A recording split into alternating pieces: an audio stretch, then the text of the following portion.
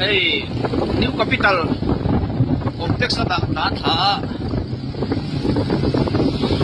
An lok siam le to mai.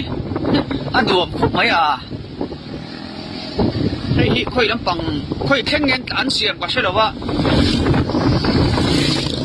An duam le mai.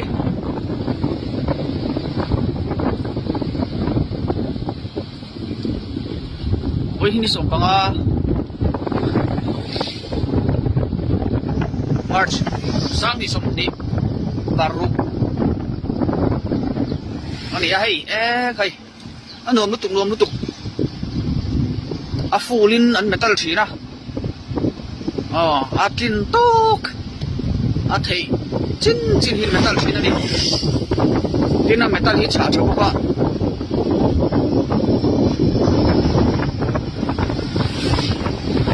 An wang ngang mai.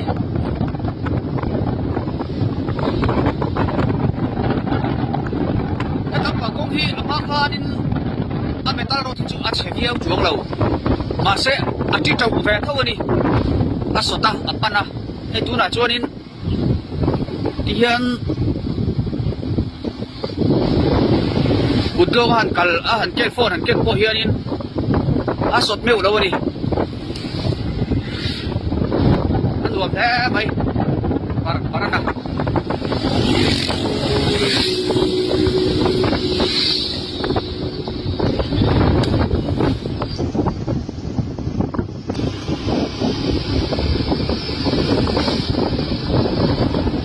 Alo room le bay đi.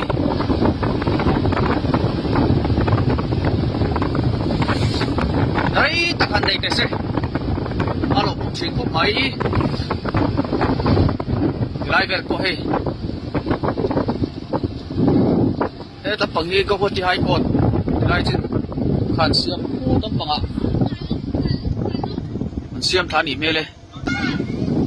Thế thì làm bằng gì hay.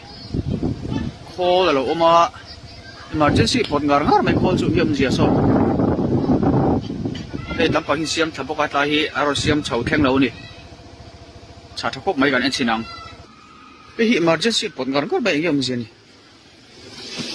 switch on nghe mà nè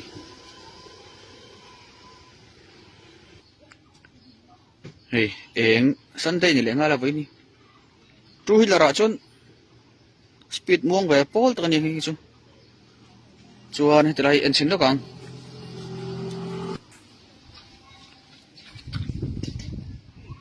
chỉ có nó chở lắm bằng chú con rất thiệt mong bắn lém lẩu khop mấy hey kỳ câu thì hai cột isol bench khane hết lại chuan khi tấm bằng khi so tama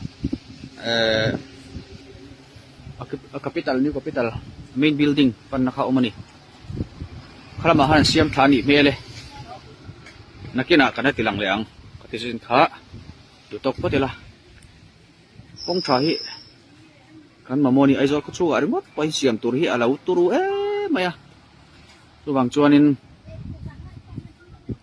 kan khopui melan na ani wangin hei top chu in han tang sau tet se kan sarkar hi